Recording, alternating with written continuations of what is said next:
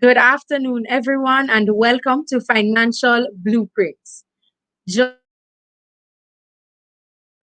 today, we have Mr. Oshane Black, Mr. Jermaine Tomlinson, Mr. Black,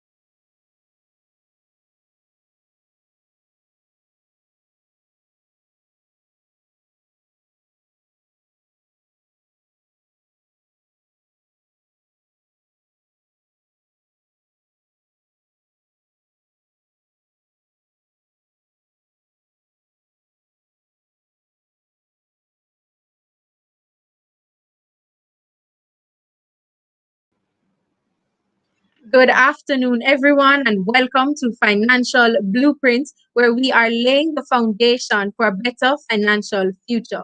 Joining us today, we have Mr. Oshane Black and Mr. Jermaine Tomlinson. Mr. Oshane Black, could you go ahead and introduce yourself? Hello, everybody. Thanks for having me, Vanessa. It's always a pleasure to give back to not only the students of the University of the West Indies, but also to the wider community, the wider Jamaica, the wider sphere. So I am Ocean Black, financial advisor with Sagicor Life, and formerly of proud graduate of Monroe College and Jamaica College. Also, proud graduate of LCD Riley Hall, prestigious place of living, of course.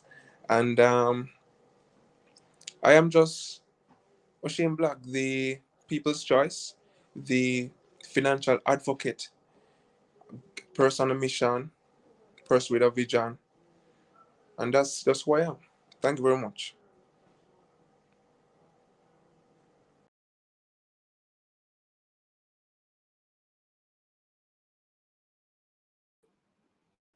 All right, thank you so much, Mr. Oshane Black. Mr. Jermaine Tomlinson, could you go ahead and introduce yourself? Yeah, good evening, everyone. Thanks for having me again, Miss Swaby. It's a pleasure to be here. All right, so I am a financial advisor and a manager's designate with the Sagicor Life Jamaica Limited. I have been in the financial sector for over 8 years. Quite, a rewarding career, one that allows me to utilize my purpose in serving others, to accomplishing their financial goals and of course satisfying different areas of their lives, right? So it's indeed a part of the national growth and development of persons financially, allowing persons to become more financial literate, and of course, drawing their goals and putting it into a systematic way of accomplishing it. All right. Thank you.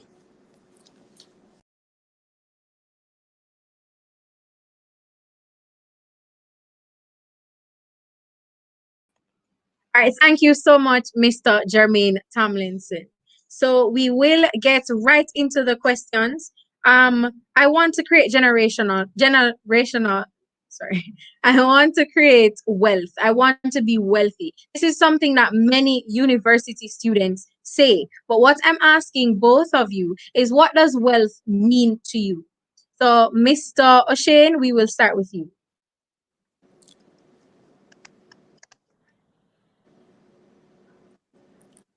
All right, thank you very much, Vanessa. Miss Swaby. So wealth is a multifaceted topic. It is very dynamic. So you cannot look at wealth from a one point of view or one perspective. It's actually creating that sound financial foundation. So you can actually your phone financial foundation and financial portfolio. So it works at the optimal for you. And not only that, when we talk about wealth, is when you supersede with your financial portfolio. And wealth can be viewed from, as I said, from a dynamic point of view, where a person can be wealthy when it comes down to their health, to their spiritual being, to their health, physical being, and money wise, finance wise. So this is some of the ways in which we can speak about wealth and what wealth means.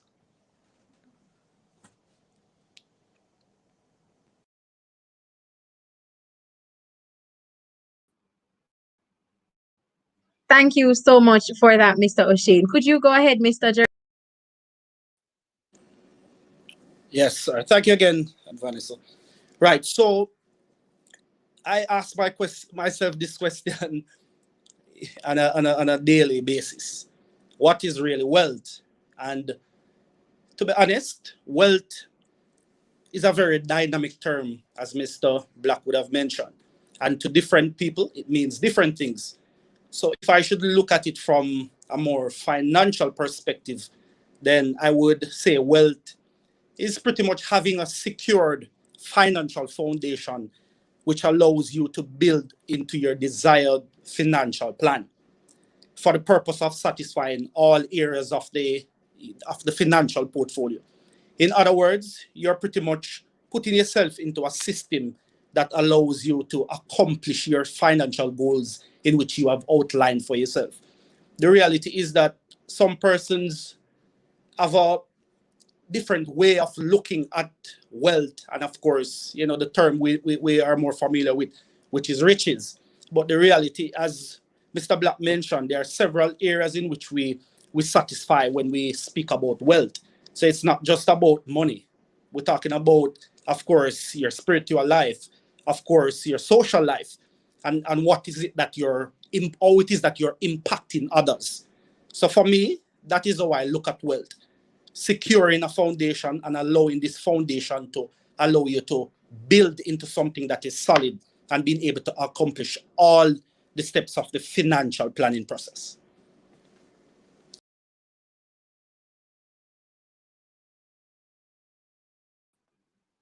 Thank you. Thank you so much. Thank you both so much. So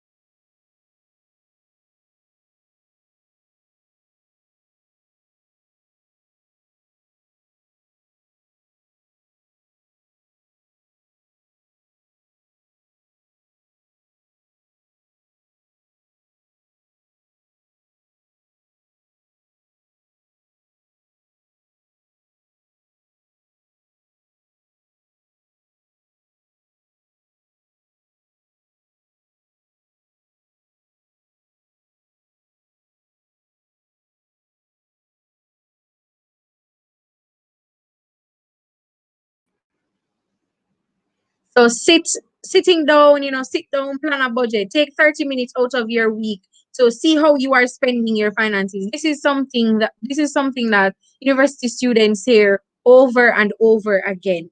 But how does a university student budget within their means?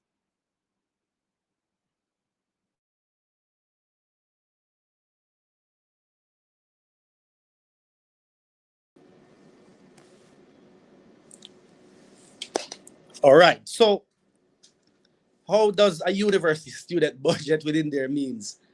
I mean, first, we have to see what it is that is available to us as, whether we want to call it income, or we just call it the money that we get from, whether it's our parents or what, from whatever sources. And we have to then understand what our expenses are, and not to outlive that income that is available to us by allowing our expenses to exceed what is available. So the reality is that for a university student, it is best fitting that you put together a principle of, or a rule that allows you to stay within that income means that you have. Because the reality is that there is that hype and that pull that surrounds you, that will cause you to do some things that will not allow for your budget to be able to fulfill. And it puts you in a position where you exceed what is available to you. And naturally it puts you in a position of deficit.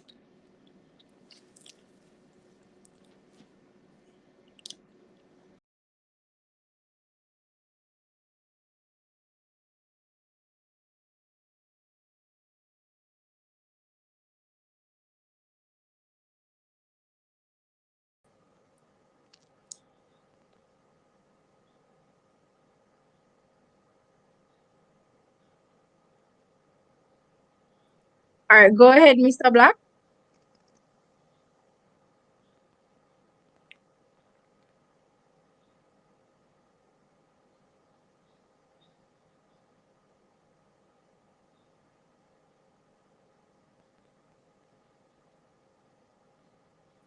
Mr. Black, you Yes. can go ahead.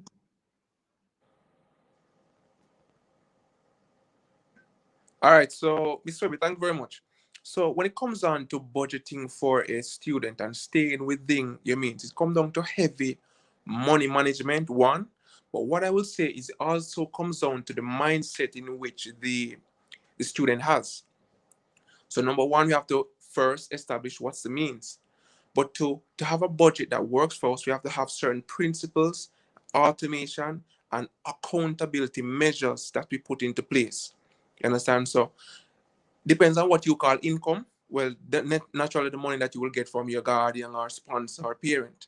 So when you get that money, you can't be looking at your neighbor. You don't know what your neighbor's resource is like, or resources are like, or you don't know, right? So you don't know what the resources are like. So you cannot be in a sense where comparing. You have to outline, number one, smart goals. You have to outline, number two, what is the most efficient way in which you can make this money work at optimal level for you. So one of the things that most people normally tend to use is the 50 30 20 rule. Most people that are working, but in your case you get your income from your parents, so 50% will be used for the necessities. So you need food, you need necessity. When you get to the 30% now, it's like for leisure. So we'll go to the different fetes, you will go to different outings, and what the 20% now is what you will save. But because you will always need a float or emergency fund. And that is very fundamental, being that I was a seed of the soil university student at UA here. So I know exactly how important budgeting is, and including elements like emergency funds and automation and accountability measures. So these are some of the things we have to keep in mind when we talk about budgeting and staying within our means. Thank you very much, Ms. Swiby.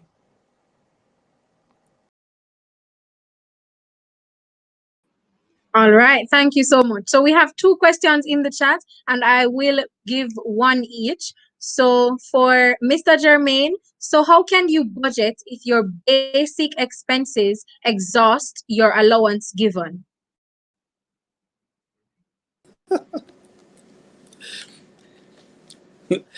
Thank you again, Miss Swaby. Well, if that is the situation, then of course you need another source of income. That's the reality. Because if you're the word basic means that all of these things are essential and you can't do without them, but whatever monies that are available to you won't allow for you to be able to. The reality, you need some other source of getting funds, whether it's an income or you seek a job outside of, or that will allow for you in your schedule as a student and be able to earn some extra money to be able to take care of the additional or the deficit of that. Right. So the reality is that that is one approach that could be taken as it relates to budgeting properly.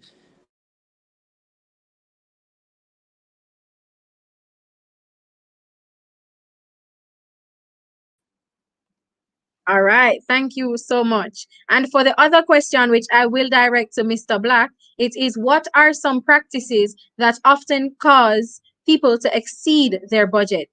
So, Mr. Black, this one is for you. Thank you very much, Miss Swaby. So this is so wonderful. All right. So being that I was a student, I know exactly some of the things that exhaust our expenses and let us live above our means. Number one, the main thing, party, the fets, all these things. You see your friend going out, they say, come along, you're going out too. So some of these things are some of the key perpetrators of us overspending and living above our means. So the parties, we're not cooking. We're not cooking, so we're buying foods every single day, and we know our pockets can't afford that. Our pockets aren't don't allow for that. So we cook the parties. Next thing, one of the key things that I find out that it helps us live above our expenses is just like we talked about just now, not budgeting. So that's one of the key things that affects us and allow us to live above our means, which is not healthy, financially healthy. You understand? So parties, the outings, we're buying the foods every single day, not cooking, we're not making a budget. So a lot of these things, just doing some random spending doesn't that is not financially savvy or doesn't do well with our finances. You understand? So these are just some of the different activities, Miss Webby.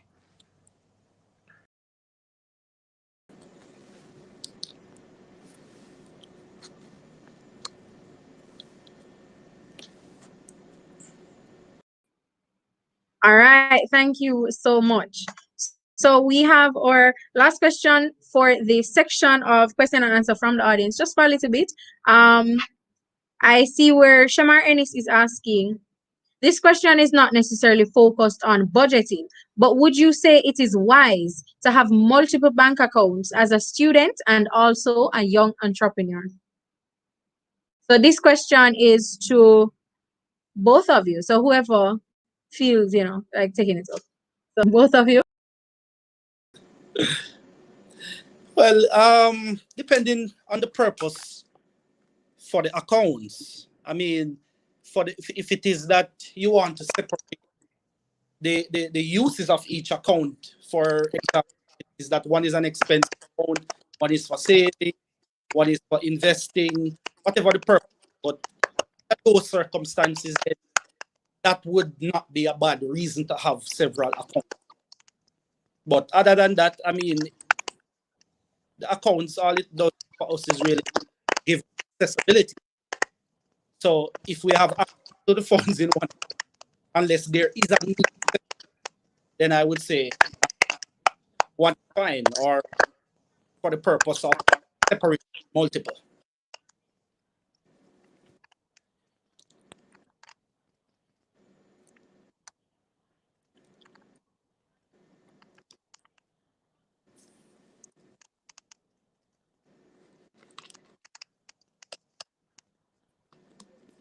Go ahead, Mr. Black. You were saying you were adding to what Mr.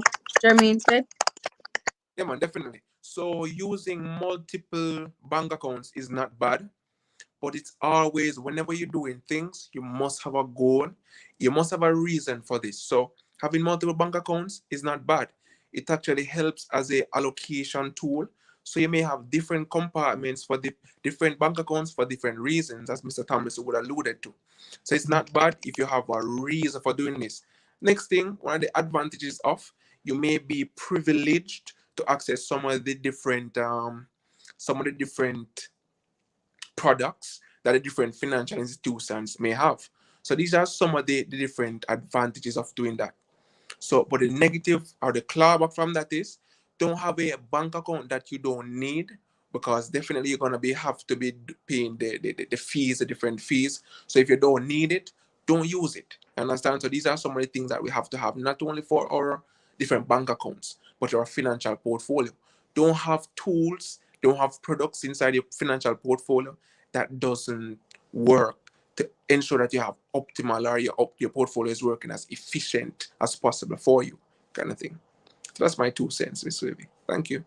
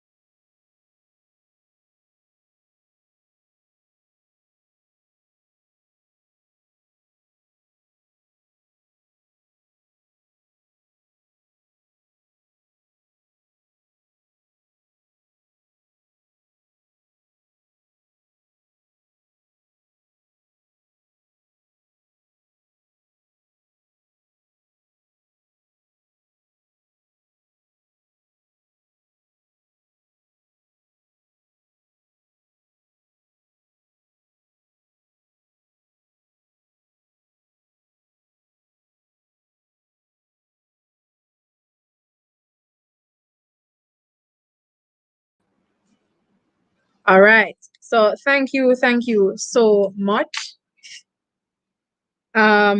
So for the next set of questions, I'm just going to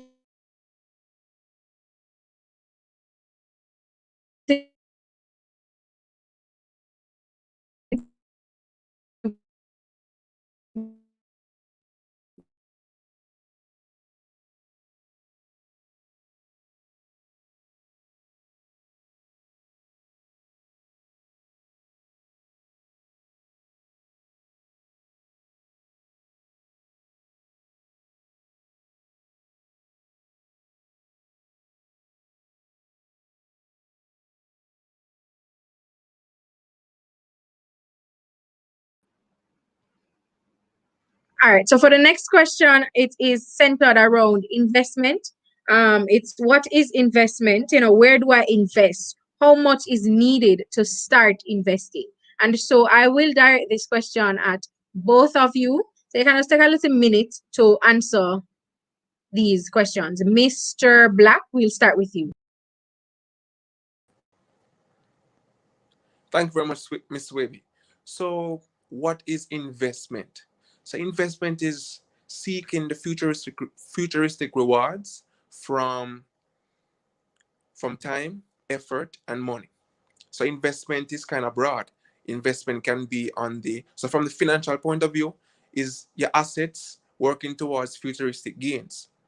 But because we're speaking to students, I have to also speak about investment in the term in the sense that once you put in your time, you put it in your money, and you put in effort, that's a form of investment. So when do I invest? It's always key to know before you invest to know what kind of investor you are.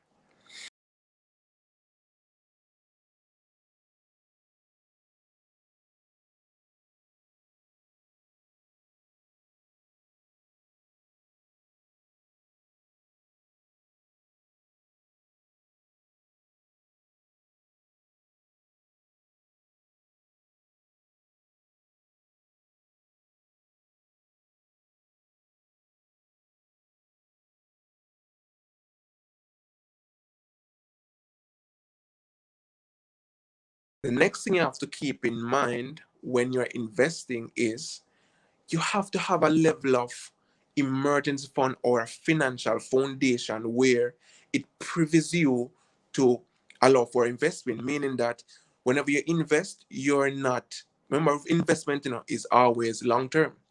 No investment is short term, and you have to be thinking long term when it comes down to investment.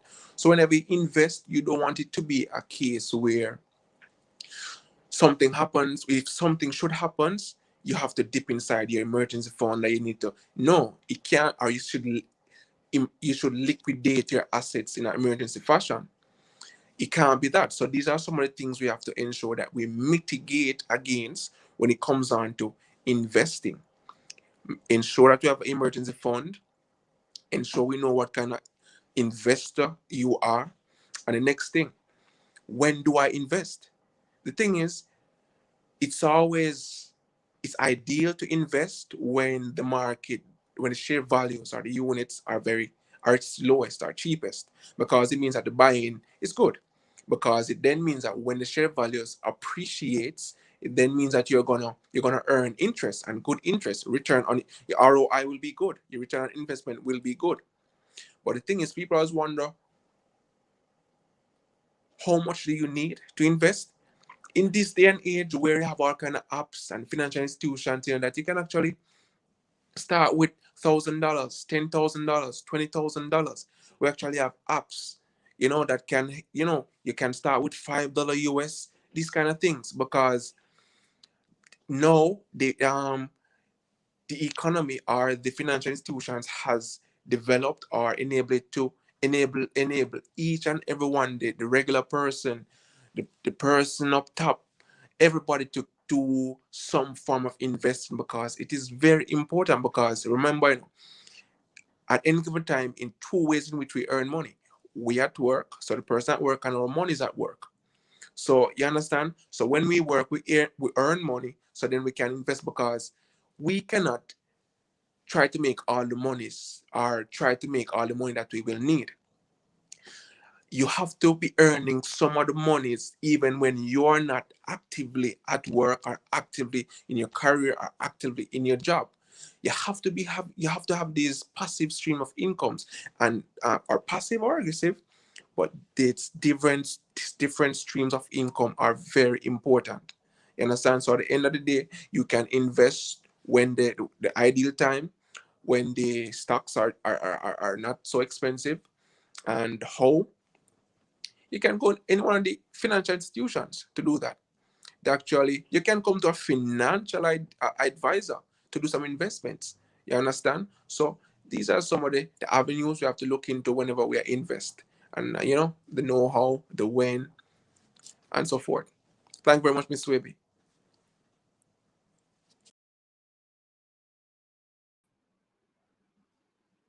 All right, thank you so much for that. That was a response that indeed we needed. For Mr. Germain, could you go ahead, please? Okay, thank you again, Mr. Webby. All right, so as Mr. Black would have mentioned, investment is pretty much the process of utilizing your available assets for future gain. To put that in a little bit more simplistic term, is just putting your monies or your available asset to work.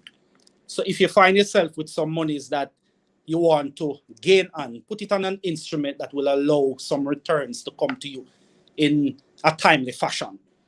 So I would say, for the question about when to invest and how much is needed, your available asset is what you use. So whether you have 10,000 or you have 20,000 or you have $1 million, that's what is available. So you would put that to work, allowing it to accumulate whatever returns that you're desirous of having. Where do you invest is dependent on the goal, what the investment goal is. Is it that you're trying to accumulate a certain amount of money? Is it that you're trying to save enough to purchase a car? Is it that you're investing enough to buy a home? So the where to invest will determine what instrument is most appropriate for that specific purpose, right? So just to put a little bit more light to it, remember what is available. It is what is going to allow you to be able to build into your desired financial outcome. And the reality is that for most young person, especially we're in university, we're not necessarily looking to do that. But the reality, to start early means that you're putting yourself ahead of the game. It's allowing you the opportunity to get to where you need to go faster, because your money is being placed in an environment where over time it is accumulating. So if you set a goal for yourself for say 5 years to buy a home, and you're putting down this money in an environment where it's working interest, that 5 year might be cut in half, because the interest will account for the timeline and allow you to step into that process a little bit faster, right? So where to invest, or where do you invest? That will be determined by the investment goal. One of the things I realized though for a lot of persons is that whenever the word investment come to fore, that person tends to look to the stock market. And this is something I find with common with a lot of clients. That's the first place that they look. But the reality is that you have to first understand the type of instrument that a stock is, and then the factors that affect the growth part of this particular instrument.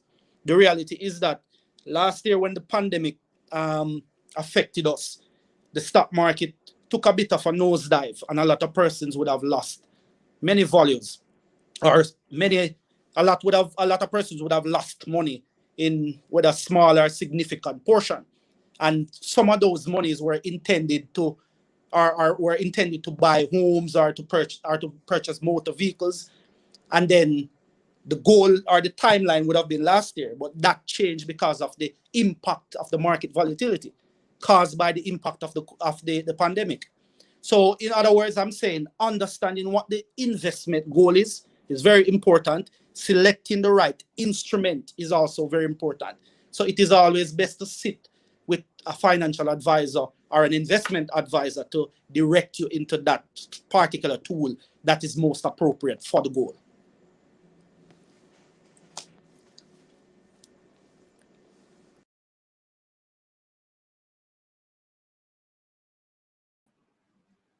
Thank you so much. I'm seeing the questions in the chat and we will get to them shortly. The one I am about to ask, however, is should university students be planning for their retirement, and how can they make the initial step? So this question is by Omari Brown. Should university students be planning for their retirement, and how can they make the initial step? So I'm directing this question to Mr. Black. Thank you very much, Ms. Swaby. So, retirement is a very touchy topic and a very passionate topic for me as a financial advisor. And I'll tell you why. A lot of people go through their entire lives blindfolded when they reach the age of retirement. So, whatever age you choose to retire, it's like, what happened? Where's the money that I need? Because the reality is, when we're working or when we're accumulating monies, the first thing that we ought to do is start putting down for retirement. So the thing is, university students won't be privileged to that working and to be putting down monies. But what university students should be doing at this time is, when it comes on to retirement, is ensuring that they are looking at different streams of income that can supplement, that can be used as a supplemental form of retirement. So naturally, when you're working, you're normally putting down some monies into some pension funds or retirement schemes, or 401ks, whatever it may be. But being a student, you don't have privilege to have this consistent income coming in. But what is very promising, or what should be happening for a student at this age when it comes on to retirement, is planning different streams of income, because we will need them at that stage. And by that stage, we want them to mature enough to can reap dividends or reap the rewards that can give us that consistent passive stream of income when we can work as hard or when we're in this stage of retirement. You understand? So retirement doesn't necessarily mean that we're not working, but when we don't choose to work. So you have to be doing things now. And there's a powerful thing or a powerful philosophy called compound effect. People use it for different sectors. People use it for different topics. People use it for different scenarios. But it is very profound. It is very important when it comes on to planning for retirement because it's a little that amounts to much over time. So discipline, discipline, and commitment. Very key when it comes down to retirement because I'm sure if I tell somebody to put down $100 from now every single week until they reach the age of 70, the human mind is not naturally developed that way to be that disciplined. So we have to then go back to automation, go back to accountability measures. So we have to use tools that keep us disciplined, consistent, and committed. So for a university student, I would say just try to get supplemental streams like the different you have a skill or you have a talent, use it to start building different passive incomes or businesses or skill set. People thinking about the forex now, that kind of thing. Very profound and very relevant skill in this, especially this economy. But it takes a lot of time, patience. It's a good skill to have. So invest in your different skills as a university students or different talents, so that you can get to say that you can acquire these supplemental streams of income. So when you reach to the stage of retirement, or even when you start getting this consistent income, you can actually start putting structured things in place using different pension funds, different retirement schemes. You understand? So it can help you whenever you reach that time of retirement or whenever you choose. You can actually then choose when you want to retire if you have different streams of income. So these are some of the things, being a university student in the past, I can tell you that these are some of the things we can take advantage of at this given time, because right now our advantage is age, time, but it is also a disadvantage because we're young. Most people would say that I don't need to start planning for retirement. No, you understand? But compounding all these skills and assets and what they give us over time will amount to much. Stay consistent, disciplined, and committed to your task, to your dreams, and you will see the rewards in the future. Thank you very much, Mr. Wavy. All right, so thank you for that. So we have heard that we should be disciplined, consistent, and committed. So let those words stay with you. Discipline, consistent, and committed. That is our from right now going forward, we are disciplined, consistent, and committed. Now,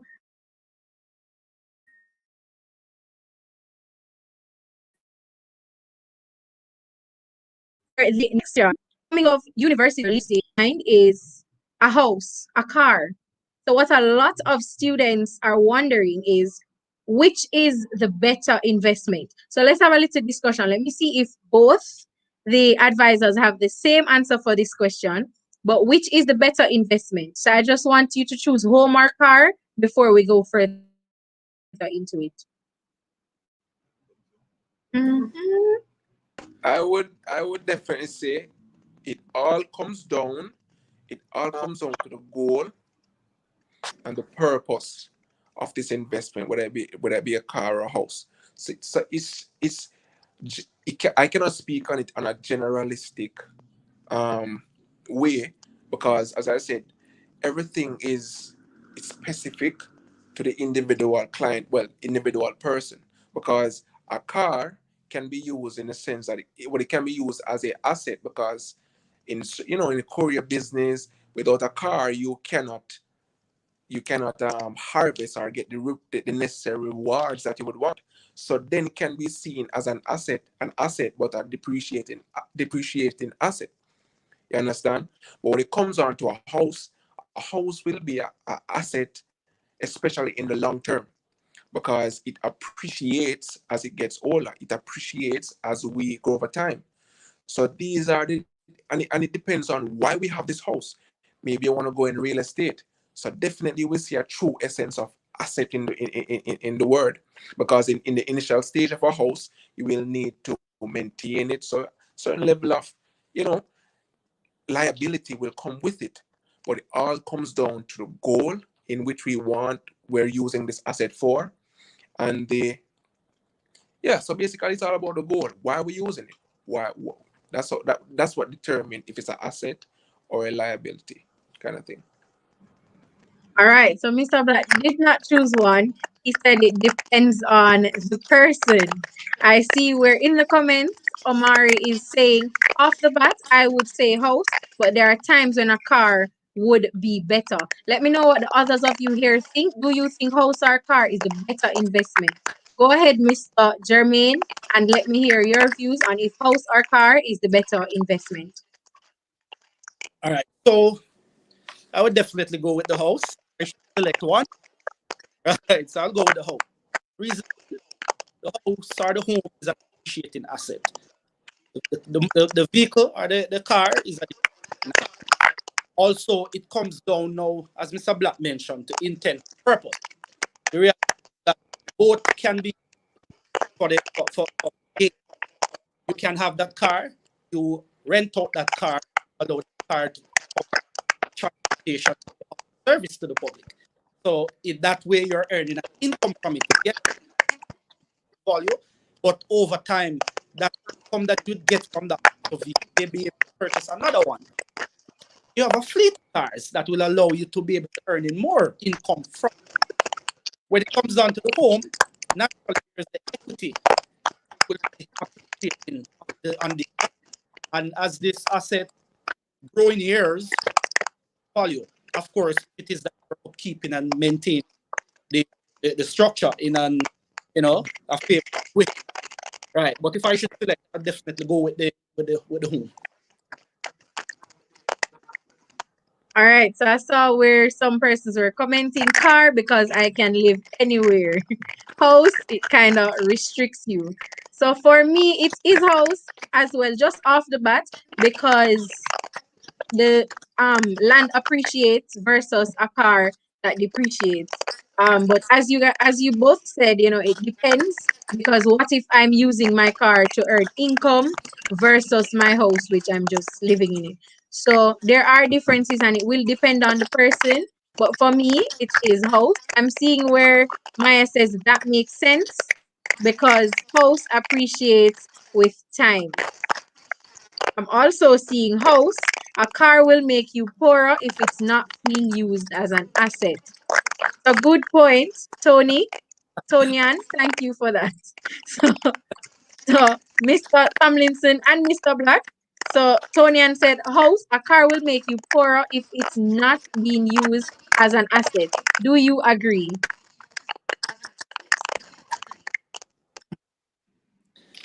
That is very wide. Well, it depends on, well, if it's not used as an asset, right? So it is depreciated value, making you poorer. Not sure if poorer is what would happen, but the reality is that motor car may not be an asset, it's earning an income, but it is very necessary for transport, right? Sometimes you need this motor to go to your job, and the reality is that it allows for you to realize dollar value in of what it is offering you. It is allowing you to be on time, so it might be an asset generating income, but I don't think it would make you poorer in that stead. That might be a necessity in other areas. So I'm seeing where Omar is saying, this is very expensive still. But Mr. Black, are you in agreement with Mr. Tomlinson? Well, definitely. Well, yes, because it all it all comes down to how we look at it. It's not a direct asset, but indirect in the sense that especially in a time like COVID, going so rampant. If you're going to work, it's best if you use a car. That means it will be an asset for you, because if you're using public transport, what if you get sick? Then you can't go to work. And then you see that domino effect. So it all comes down to the way how we look at it in this sense. So not necessarily makes you poorer, but it is a indirect tool, or it can be indirectly linked as an asset in that sense. So definitely in agreement with Mr. Tomlinson. All right. Thank you so much. Thank you both so much. I'm seeing where Julian Graham says both can be an asset. Indeed, both can be an asset, but some say home, some say car. Most said home, but it can be, as long as you're using both properly. So once you have an income to maintain a car, because maintenance can drain your pockets. So that is what Raheem says about car making you poorer. He says once you have an income to maintain it, you will be all right, because maintenance can drain your asset. Now, the next question, seeing that we all or most of us chose home as being, the better investment, what are some realistic financial plans for young people who want to move out of their parents' home early? Maybe due to circumstances or otherwise.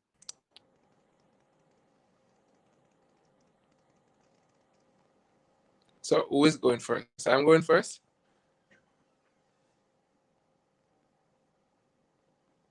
All right, no problem. All right, so thank you very much, Ms. Swaby. So for a young individual moving out of their parents' house, so the thing is, if you're moving out, you must have a plan. But what kind of plan do you have to have? You have to ensure that you start creating your financial portfolio, but more importantly, the foundation of your financial portfolio. Because the reality is, if you create that financial foundation so sturdy, it means that when you start to acquire and accumulate, it then gets easier. It's almost like it's a trickle effect. You understand? So when you're coming out of your parents' house, number one, the plan that you must have is where you're gonna get income, stream of income, very important, because then if you move out, then you have to think about bills. You understand? Next thing, where's your emergency fund gonna be? Because you have to have these other things in mind. And a lot of people moving out of their parents' house, maybe not everybody wants to move in an apartment, not everybody wants to move in a rent place. Some people want to move because everybody's different, right? Some people want to move into their own house, and even if not instantaneously, then eventually. So one of the main things and kind of thing that blew my mind, a fact that blew my mind when I was garnering this financial skill, my financial career, is you can't take out a mortgage without your life insurance. Now that struck me hard, because then you have to then think, wow, a person that waits until they reach 35 to then take out the mortgage, they're paying at the 35-year-old rate.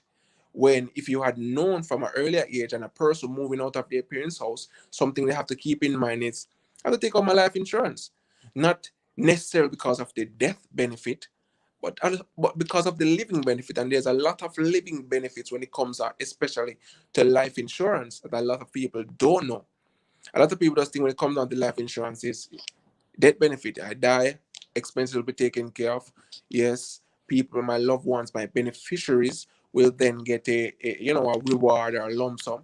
Of course, that's very important. It secures your positive legacy. But living benefits and how it helps you as a young adult or young adolescent moving out into the real world, it helps in creating that foundation or that structured foundation in your financial portfolio.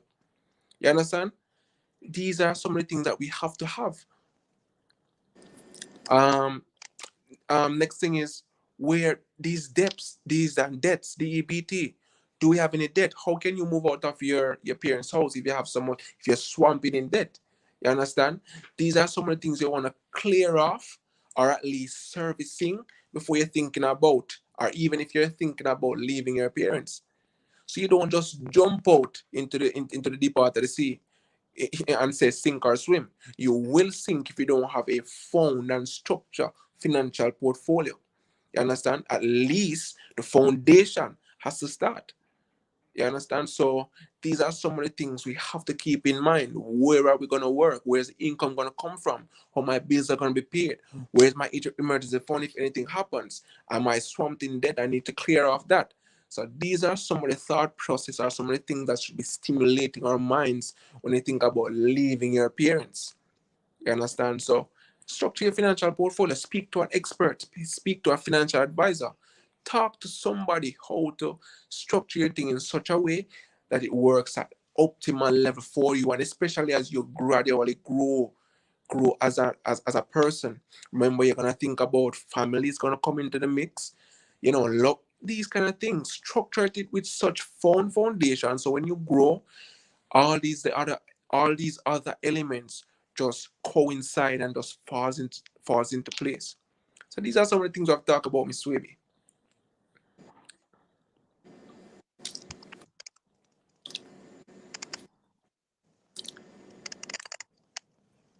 All right, thank you so much. As you can see in the comments, everybody's excited about life insurance and the insurance points, especially. Now, Mr. Jermaine, give us your brief view on the question before I continue. All right, thank you, Miss Swaby. Right, so Mr. Black alluded to some very good points. It is very important to note before you do so that independence comes at a cost. So you have to first understand what it is that you're up against in order for you to make that decision to leave home. Will you be in the position to allow for, well, will your whatever income is available to you will allow you to be able to be independent of your parents? The reality, and I realize that this is something that a lot of persons are doing. They are wanting this independence for, I guess, privacy and living their life however they please to live. The reality is that the cost of doing so, it's an opportunity cost. So stay at home with my parents. I mean, the circumstances might not be the most favorable, but am I in the position to go on my own and to take on the world?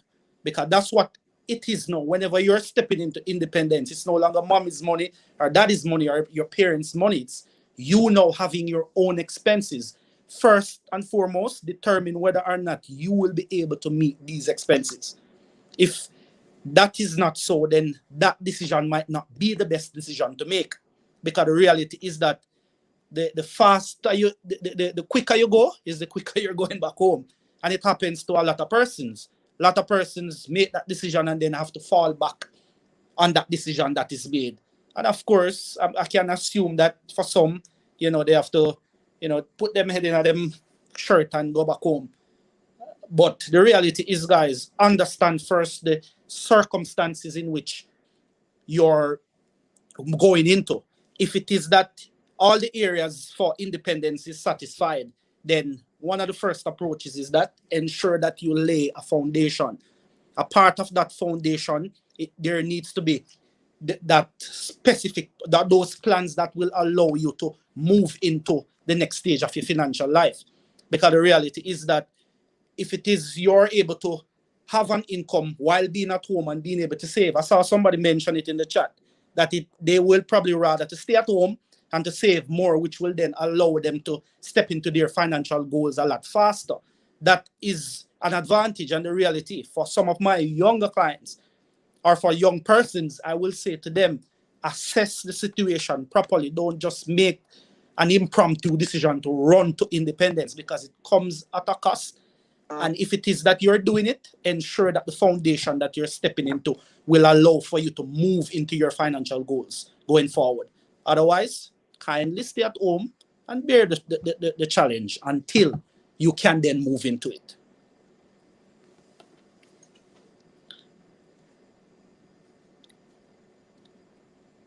All right. Thank you so much. And for my last big question, because curfew and yeah, So for my last big question, it is the school year is coming to an end. A lot of students are about to graduate. If they had one choice between health and life insurance, which would you tell them to choose and why?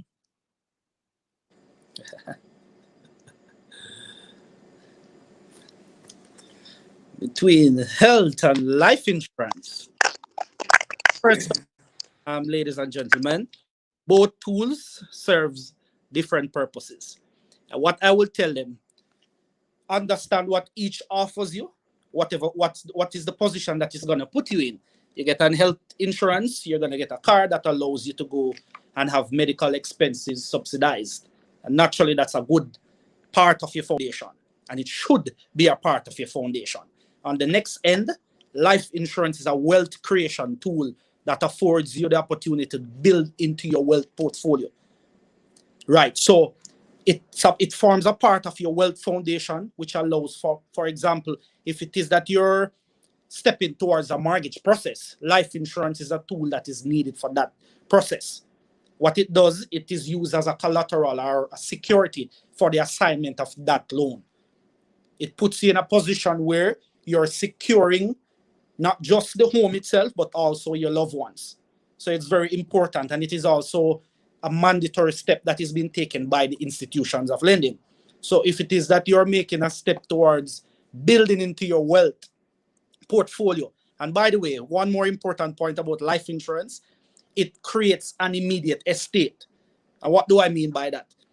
So it is easy for you to be paying 5,000 and you're insured for up to 25-30 million dollars as a young person.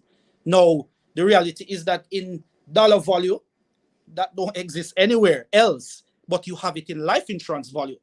So if it is that, for example, that person should pass, or it is that that person is seeking a mortgage, that $20 million value will be able to be assigned to a $20 million value mortgage, in essence. If it is that that person passes, that 20 million will be paid to the beneficiaries.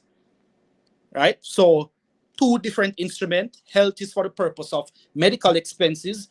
Your life insurance is for the purpose of wealth creation. Of course, there's the death benefit, and of course, the ability to build up an emergency fund, and as well as to be able to utilize for the supplement of your retirement income.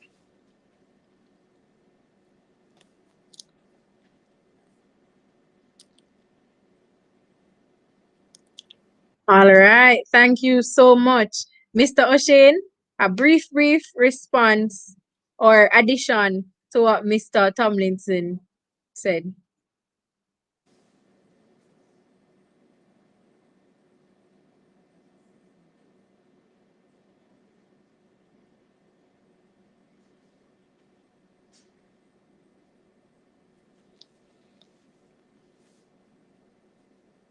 For a graduate of the University of West Indies. And my first priority was to get a life insurance. Why? Because of the step I wanted to take. You understand? Because of the, the level at which I was. And I know that I don't want to be paying rent all the years of my life. But I want to create that financial portfolio with a sturdy foundation. You understand? And one of the main elements of a main elements of a sound financial portfolio and foundation is life insurance because of all the different benefits that it allows for. So number one, as Mr. Thompson said, you can assign it to your mortgage. Now, if I know that I want a house, I know I'm going to buy a house, I'm going to need a mortgage. And what most people may not know is life insurance is very age sensitive. What do I mean by that?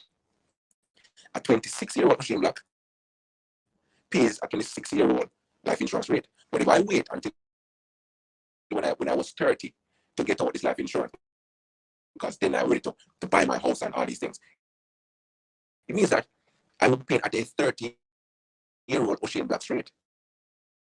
No, I don't want that. If I should run a proposal for you right now, I would have I saved thousands of dollars. And that's what a lot of students are not aware of. It's all about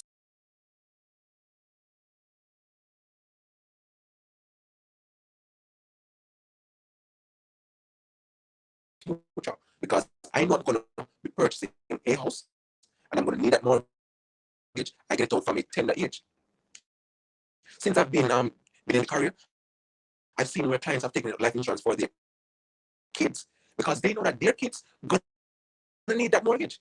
And when you pay at that child's rate, it means that the child will be paying at that same rate even when they get to the 25 and the 30. You know how much money they have saved. We're thinking about compound effect. They will save they would have saved millions. And these are some of the things we have to know. We have to create that paradigm shift in the mindset when it comes down to the wider public, create that literacy when it comes down to finance. So people can access the different tools, access the different services, know what's happening, know how the different elements and know different financial institutions can allow them to have this abundant life that we all strive after. It's not everybody can have it, every single body can have it, but it's all about know. You have to be in know. You understand? Because a saying goes that All right. you will pay to learn. And this is not figuratively, you will pay to learn. If you don't get some sort of education, some sort of knowledge, some sort of understanding, you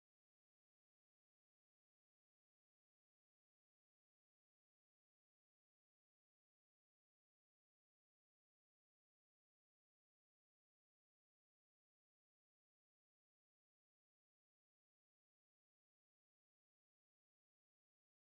is not figuratively,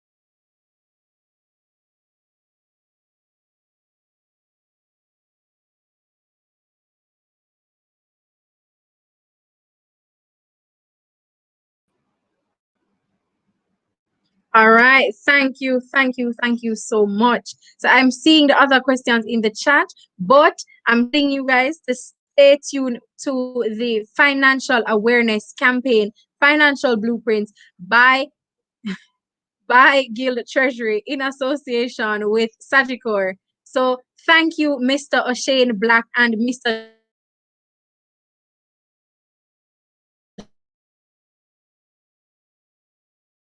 Jermaine Twins. You have joined us today and answered that a lot of our university students have. Now, for the rest of questions, feel free to DM them to me or reach out to Mr. O'Shane or Mr. Jermaine for your questions answered. And stay tuned to our awareness campaign as it may actually be answered throughout the next weeks coming. Thank you so much for joining us this evening. Have a great evening.